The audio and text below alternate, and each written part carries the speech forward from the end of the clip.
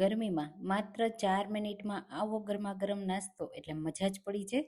Hello friends, હું છું શીતલ. તમારું સ્વાગત છે મારા કિચનમાં. આજે આપણે બનાવીશું પચવામાં ખૂબ જ હળવો, બનાવવામાં એકદમ સિમ્પલ અને સરળ, આયરન અને ફાઈબરથી ભરપૂર, ખૂબ જ હેલ્ધી. માત્ર 4 મિનિટમાં આવો સોફ્ટ નાસ્તો મળી જાય ને તો સવારનો નાસ્તો એકદમ બેસ્ટ થઈ જાય. સાંજ માટે, નાની મોટી ભૂખ માટે પણ તમે બનાવી શકો છો. તો એકદમ નવી ચટણી સાથે આપણે બનાવીશું. તો ચાલો બનાવી. તો એના માટે આપણે પચવામાં હળવો એવો જુવારનો લોટ લે. ખાસ કરીને ગરમીઓમાં જુવારનો લોટ જરૂરથી ખાવો જોઈએ. તો 1 કપ જુવારનો લોટ, એની સામે માત્ર 1/4 કપ રવો લેશું. ઝીણો કે જાડો તમારી પાસે હોય એ લઈ લેવાનો. અડધો કપ દહીં લેશું. દહીં ખાટું હોય ને એવું લેવાનું, એનાથી ટેસ્ટ બહુ સરસ એવો આવશે. આદુ મરચાંની પેસ્ટ અને લસણ ખાતા હોય તો લસણની પેસ્ટ પોતાને એડ કરવાની. સાથે ફ્રેશ લીલી પાલક એડ કરીશું અને લીલા ધાણા એડ કરીશું. સાથે સ્વાદ પ્રમાણે મીઠું એડ કરી દઈશું. બધી વસ્તુને પહેલાં મિક્સ કરીશું.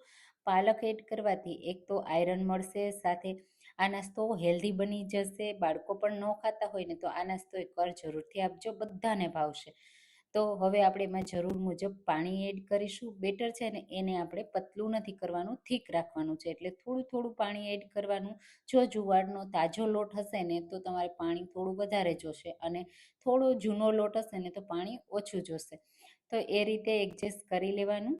તો તમે આવો જુવારનો નાસ્તો ક્યારેય બનાવ્યો છે કે નહીં, મને કમેન્ટમાં જરૂરથી કહેજો. અને હા, મારી રેસીપી તમે કઈ સિટીમાંથી જુઓ છો એ મને કમેન્ટમાં જરૂરથી કહેજો. અને આવી ઘણી બધી મેં જુવારની રેસીપી હમણાં જ પોસ્ટ કરી છે મારી ચેનલ ઉપર, તમને મળી જશે, જરૂરથી ચેક કરજો. મીઠાઈ પણ છે, નાસ્તો પણ છે અને જમવાનું પણ છે, બધું જ તમને મારી ચેનલ પર મળી જશે. તો અહીંયા તમે જુઓ, હું 1 ચમચી જેટલું પાણી એડ કરતી જાઉં છું, મિક્સ કરતી જાઉં છું, જેના લીધે છે ને બેટર એકદમ પતલું ના થઈ જાય. તો આ જે બેટર આપણે તૈયાર કરીએ છીએ ને એવી જ રીતે તમે બેટર તૈયાર કરી અને ઢોકળા પણ કરી શકો છો. જો તમારે ઢોકળાની રેસીપી જોવી હોય ને, જુવારના ઢોકળા, તો મારી સાથે કમેન્ટમાં કહેજો, હું તમારી સાથે શેર કરીશ. હવે ઢાંકી 5 મિનિટ રહેવા દઈએ. ત્યાં સુધીમાં ચટણી તૈયાર કરી લઈએ. એના માટે 1/4 કપ કાચી કેરી, તીખાસ માટે 3 લીલી મરચી, 1 ટુકડો આદુનો, જો લસણ ખાવું હોય તો લસણ, અને 2 ટેબલસ્પૂન જેટલા સિંગદાણા, ફ્રેશ લીલા ધાણા એડ કરીશું. સ્વાદ પ્રમાણે મીઠું, જીરું અને ખાંડ એડ કરી દઈશું, અને થોડું પાણી એડ કરીશું. જરૂર લાગે ને એટલું. થીક ચટણી હું બનાવું છું એટલે પાણી ઓછું એડ કરું છું, અને એકદમ સ્મૂથ આપણે બ્લેન્ડ કરી લેશું. તો કાચી કેરીની એકદમ ટેસ્ટી ચટકારેદાર ચટણી તૈયાર છે ને, એકદમ પરફેક્ટ. બસ આ રીતની મેં થીક રાખી છે. તમે રોટલી, પરોઠા, ભાખરી સાથે પણ આ ચટણીને સર્વ કરી શકો છો. હવે અહીંયા બેટર સરસ એવું રેસ્ટ થઈ ગયું, તમે જુઓ થીક થઈ ગયું. તો તમારી પાસે ટાઈમ હોય તો રેસ્ટ થવા દેવાનો, નહીંતર તરત જ એમાંથી નાસ્તો બનાવી શકો છો. હવે એમાં થોડું તેલ એડ કરી દઈશું, અને હવે બેટરને થોડું પતલું કરીશું તો પાણી એડ કરીશું. તો ટોટલ અહીંયા 1 કપ લોટ સામે તમારે અડધા કપથી થોડું ઓછું પાણીની જરૂર પડશે. તો આ રીતે થોડું થોડું પાણી એડ કરતા જશું, મિક્સ કરતા જશું. આપણે એમાં દહીં પણ એડ કર્યું છે. જો દહીંમાં પાણીનો ભાગ વધારે હશે ને તો પાણી ઓછું એડ કરવું પડશે, અને દહીં થીક હશે તો પાણી વધારે એડ કરવું પડશે. આ રીતનું મિક્સ કરી દેશું, અને ચમચીથી આ રીતે નીચે પાડો ને તો થીક લાગવું જોઈએ એવું બેટર રેડી કરવાનું. હવે ઇન્સ્ટન્ટ નાસ્તો બનાવીએ છીએ ને તો અડધી ટીસ્પૂન ઈનો અને થોડું પાણી એડ કરી ઈનોને એક્ટિવેટ કરી મિક્સ કરી દેશું. હવે ઈનોની જગ્યાએ તમે થોડા સોડા પણ એડ કરી અને આ નાસ્તો બનાવી શકો છો.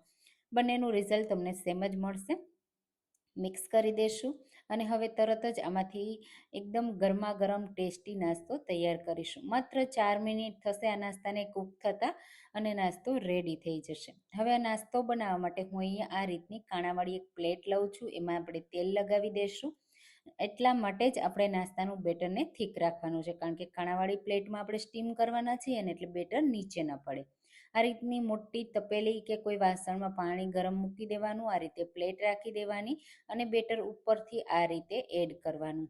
બેટર થીક હશે ને તો નીચે નહીં પડે. જો બેટર પતલું હશે ને તો થોડા ટીપા નીચે પડશે, તો એ વાતનું ધ્યાન રાખજો. અને આ રીતે બેટરને સ્પ્રેડ કરી દેશું. ઉપરથી લાલ મરચું પાવડર સ્પ્રિંકલ કરીશું, અને ઢાંકીને મીડિયમ ટુ હાઈ ફ્લેમ ઉપર 4 મિનિટ માટે સ્ટીમ કરીશું. 4 જ મિનિટમાં આપણો નાસ્તો બનીને રેડી થઈ ગયો. તમે જુઓ કેટલો સરસ ફૂલ્યો છે, એકદમ દડાની જેવો, અને કૂક પણ સરસ એવો થયો છે. તો નીચે ઉતારી લેશું, હલકો ઠંડો થવા દેશું. ત્યાં સુધીમાં આપણે આવો જ બીજો નાસ્તો બનાવી લઈએ. તો નાનો કે મોટો જેવો તમારે બનાવવો હોય ને એ રીતે બીજી પ્લેટ હું અહીંયા રાખું છું. અને આ જે છે ને એને હું થોડો મોટી સાઈઝમાં બનાવું છું.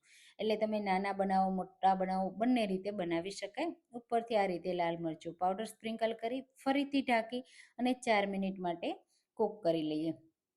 તમે જુઓ 4 મિનિટ પછી આ રીતે ચેક કરો ને તો સરસ એવું કૂક થઈ ગયું છે. તો એને પણ આપણે સાઈડમાં મૂકી દઈએ. અને ત્યાં સુધીમાં એક વઘાર સિમ્પલ એવો વઘાર બનાવું છું. વઘાર વગર પણ એકદમ સરસ લાગશે.